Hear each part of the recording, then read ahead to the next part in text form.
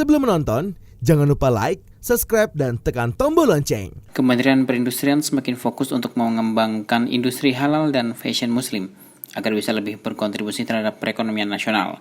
Langkah ini salah satunya diimplementasikan melalui penyelenggaraan Indonesia Industrial Muslim Exhibition secara virtual pada 3-5 Juni 2021. Dirjen IKMA menjelaskan, gelaran e-motion bertujuan memfasilitasi kemudahan akses pasar kepada pelaku IKM, khususnya yang bergerak di bidang fashion muslim dan produk halal. Industri halal di Indonesia semakin tumbuh dan berkembang. Di samping itu, gelaran e-motion menjadi bagian dari kampanye Indonesia sebagai pusat fashion muslim dunia. Kekuatan Indonesia itu antara lain sebagai negara muslim terbesar dengan populasi warga muslimnya, sebanyak 229 juta jiwa atau mencapai 87,2% dari total 276,3 juta jiwa penduduk.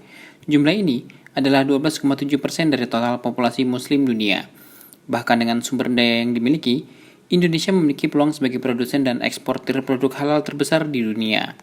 Indonesia menjadi hub produsen produk halal global.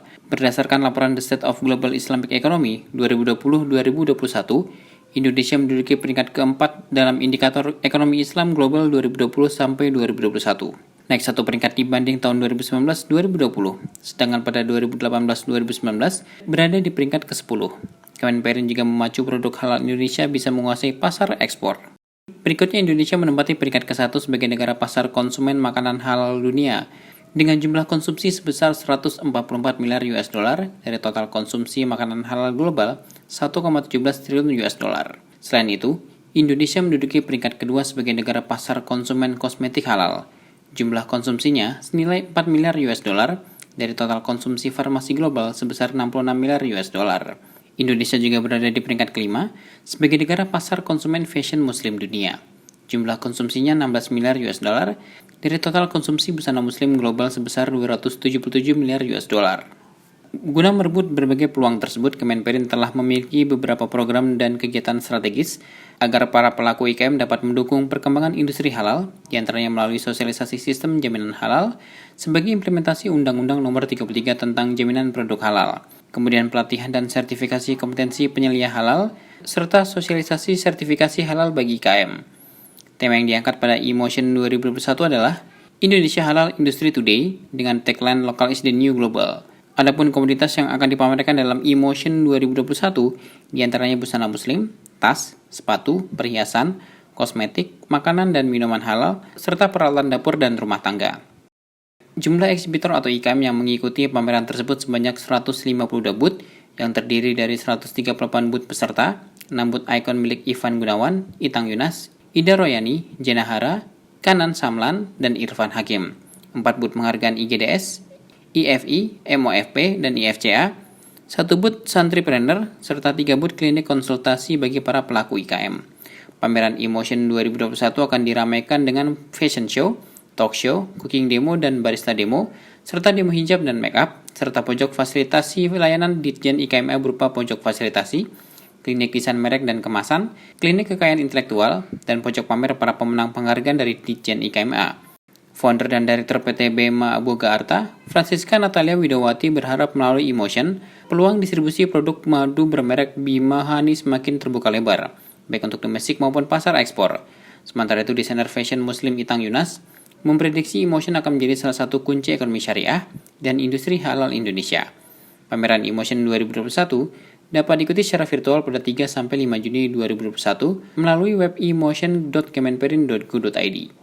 Badan Penyelenggara Jaminan Sosial Ketenagakerjaan dan Indonesia Investment Authority menandatangani nota kesepahaman atau Memorandum of Understanding untuk kerjasama langsung melalui instrumen investasi. BP Jam Sostek dan INA akan berbagi informasi atas potensi investasi bersama dalam beberapa sektor investasi, antara lain sektor infrastruktur seperti jalan tol, pelabuhan dan bandara, infrastruktur digital, serta jasa dan pendukung kesehatan. Anggoro Eko Cahyo, Direktur Utama BP Jam Sostek, menyatakan bahwa BP Jam Sostek melalui penempatan dana investasi yang per 30 April 2021 memiliki total dana kelolaan mencapai 490,1 triliun rupiah ke dalam berbagai instrumen. Salah satunya berupa instrumen penyertaan langsung yang saat ini porsinya masih relatif kecil. BP Jam Sostek berkolaborasi investasi dengan INA akan menanamkan dana ke dalam berbagai proyek investasi langsung, secara bersama-sama atau sebagai co-investor.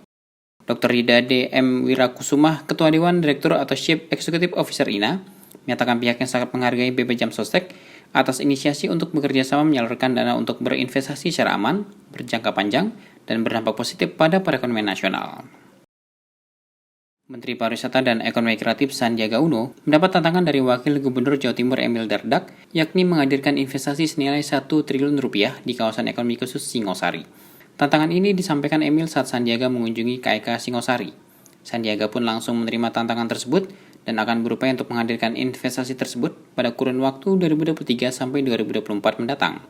Diterimanya tantangan ini merupakan komitmen Kementerian Pariwisata dan Ekonomi Kreatif mendukung pengembangan KEK Singosari yang dapat memberikan kontribusi terhadap pembangunan nasional. Agar investasi ini dapat terrealisasi, Sandiaga akan mengajak Menteri Investasi Bahlil Lahadalia untuk berkolaborasi. Bicara investasi tidak dapat dilakukan dengan sendiri. Harus ada kolaborasi yang kuat antara pemerintah pusat, daerah, dan juga para pemangku kepentingan. Sandiaga mengungkapkan investasi merupakan salah satu upaya pemerintah dalam menggenjot pembangunan dan memperkecil jumlah pengangguran. Karena itu investasi yang hadir di KEK Singosari akan banyak membuka lapangan pekerjaan bagi masyarakat sekitar. Tak hanya itu, lewat koordinasi yang terjalin antara seluruh stakeholder, target investasi di KEK Singosari sebesar 1 triliun rupiah pada tahun 2023-2024 diyakininya dapat terwujud.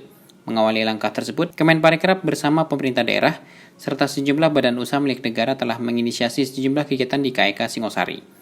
Lewat kegiatan yang diantaranya meliputi pelatihan digital, serta penyaluran pembiayaan, dirinya berharap lahir semangat para pelaku usaha parekraf untuk terus beradaptasi dan berinovasi. Pernyataan Sandiaga Uno disambut gembira Emil Dardak. Dirinya mewakili para pelaku usaha Jawa Timur, khususnya KEK Singosari mengucapkan terima kasih atas perhatian serta dukungan dalam memulihkan sektor parekraf Jawa Timur. Pada intinya, pemerintah Provinsi Jawa Timur sangat mendukung pengembangan KEK Singosari, sebab tak hanya masuk dalam peraturan Presiden nomor 80 mengenai percepatan pembangunan, KEK Singosari dapat menyerap banyak tenaga kerja ke depannya. Tim Eljen Media melaporkan.